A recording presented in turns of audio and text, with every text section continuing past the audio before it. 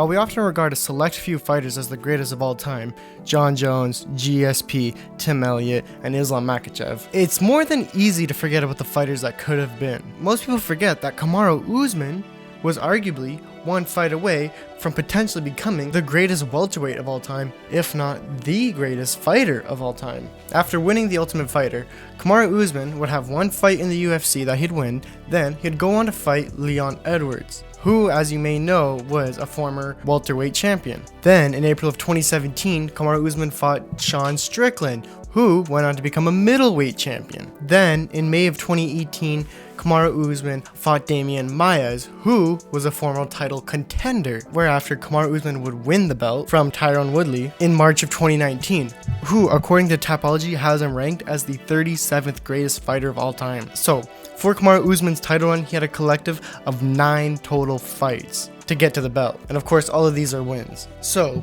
for Kamaru Usman's first title defense, it was against Colby Covington, who, it's hard to remember, but it's true, he was actually once a good fighter. And this actually was prime Colby. Since it was prime Colby, the odds were actually pretty close on this, with Usman only being a slight favorite in this one. And thankfully, Usman would get the 5th round knockout over Colby. For Usman's next title defense, it was supposed to be against Gilbert Burns, however, that was cancelled, and on short notice, Jorge Masvidal stepped up. This time, Usman closed in at a bigger favorite than his Colby Covington fight, rightfully so. Since Gilbert Burns was supposed to get that title shot, he eventually did, where Usman got a round 3 KO over him. Then somehow, I don't know, just somehow Masvidal got another title shot. The welterweight division must have been pretty bad at this time, because I don't understand. Masvidal had the short notice fight, and then Usman had his Gilbert Burns defense, and then they had Masvidal fight him again. I don't know how that makes sense, because in between that time, Masvidal had no fights, making it an instant rematch for Masvidal. And the outcome of this fight kind of reflected the deservingness of the fight, as Usman knocked him out first round. Then another weird title defense for Usman, for his 5th defense, was Colby Covington again. This one makes a little more sense than the second Masvidal fight, as Colby at least had a win, but it was only the one win over Tyron Woodley, who is a good opponent. However, that means that Colby was only on a 1-fight win streak. Granted, I can't remember the division at the time. I don't think the division was that bad that they were looking that bad for title contenders. So 5 title defenses at this point, which is pretty good considering, aside from Islam, who's had 5 successful title defenses. You know, I'm trying to think off the top of my head. There's Islam, yeah. Pantoja is going for his 5th as of recording in 2 weekends, and he's probably gonna get it. And I think if Pereira never lost to Ankalaev the first time, he probably would have had 5 defenses. I think exactly 5 actually. I think that's a testament to Kamaru Usman, the fact he was able to get 5 defenses when that's a rare thing in modern UFC. So then comes the Canada event, Leon Edwards, who got his title shot in a pretty sketchy way. And I feel like a lot of people don't talk about this, and it's not very well known of how crappy Leon's title run was. Over the course of a year, Leon had 3 canceled bouts over Chimaev, and then he would eventually fight, but not Chimaev, he fought Bilal, which ended in a no contest, which was trending in Bilal's favor to win, and then another canceled bout against Nate Diaz, which they eventually did fight. And then when they fought, Leon was a huge favorite for it, but regardless of being a huge favorite, he got rocked in the fight. It was a sloppy performance for both of them, and then had another canceled bout against Jorge Masvidal this time, and then somehow got his title shot. So with Leon having nowhere near good of a resume as Usman when he got his title shot, Leon was being overlooked by quite a bit actually. For this fight, Usman was a -375 favorite, which is a pretty huge favorite. I know Tapology, an MMA predictions and tracking website, Usman was picked by 80% of predictors, which was rightfully so, because if you look at the fight, Usman was winning the whole thing. I'm not sure if Leon won a single round going into the 5th round, but as you most likely already know, Leon got that infamous 5th round head kick KO over Usman. He may have resigned himself to losing a decision. Well, that's what Dean Thomas said. Yeah. Dean feels like that would be a moral victory for Leon Edwards.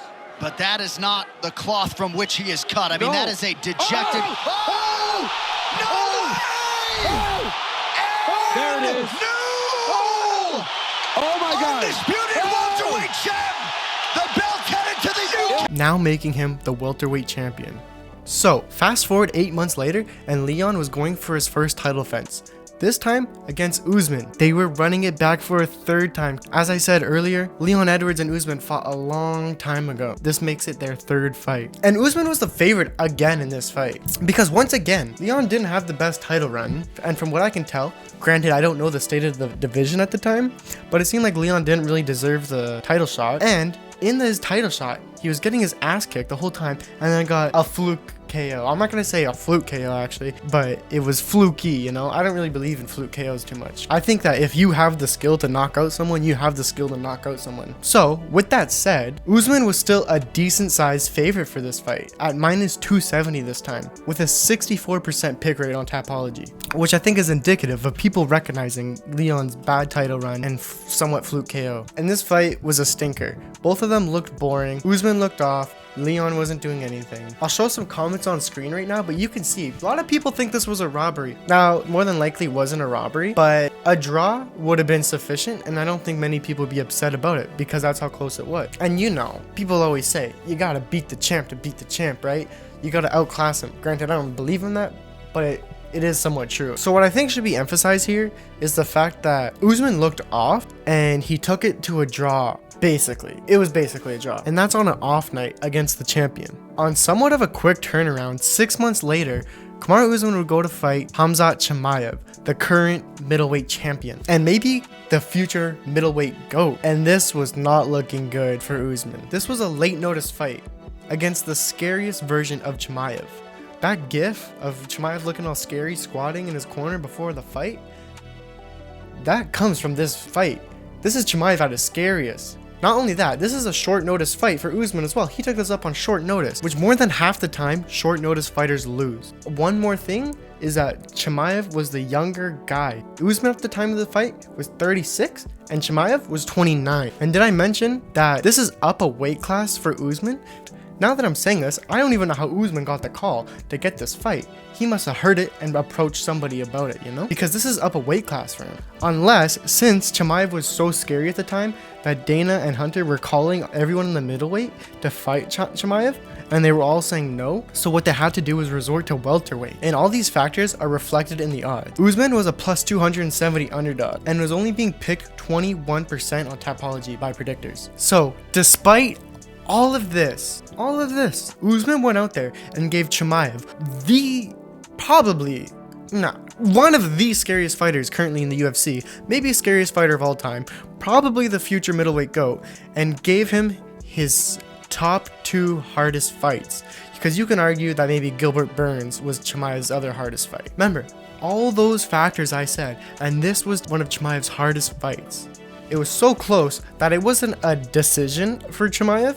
It was a majority decision, meaning that one of the judges gave this fight a draw, and while only 2 of them actually thought Chimaev won. So, after this amazing performance, Usman went back down to welterweight, and after a 2-year layoff, went and fought a hot prospect, Joaquin Buckley. And Unc Usman would go and school young Buck Buckley. Once again, Usman was a huge underdog. I personally picked him to lose against Buckley, and on Tapology, Usman was only being picked 20% of the time, which makes sense because people really thought Usman's washed.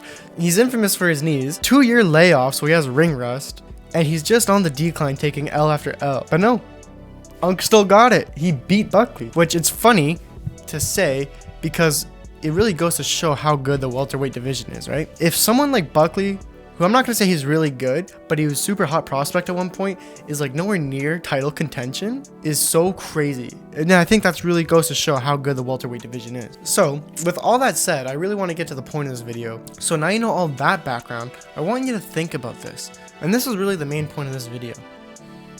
Is who would have beat Usman if he never lost to Edwards the first time? If we take Leon Edwards' first title defense, Colby Covington, and give that to Usman, Usman's gonna beat the brakes off that boy. He already did it twice, and now this is a washed up version of Colby. Usman would have won this easily. Then, Edwards' second defense was Bilal. I think this would be Usman's toughest defense. I do think he would win, but this certainly would be close. And then, after that, who had the next title shot? JDM. Bro, that's not even a competition, man. That's not even a competition. And then of course, I do think he would lose to Islam, but like that goes without saying almost, you know? Who doesn't? So with no loss to Edwards or short notice Chimaev, which probably never would have happened if he never lost the belt, would have 9 title defenses, not including the third Leon Edwards fight. This ties GSP for third place with most title defenses, little under John Jones and Demetrius Johnson. However, I think it's more important to remember that the level of competition is like 20x that of DJ and better than GSP's opponents as well. Not by much, but still better. And then if you include the Leon Edwards rematch, assuming Usman would have won it, that makes 10. So who knows really how much damage that head kick did, not just to Usman, but to the division. If you want, you guys can debate this in the comments, and please like and subscribe and comment for the algorithm as well if you did enjoy this video. And thanks for watching. I'll see you guys in the next video.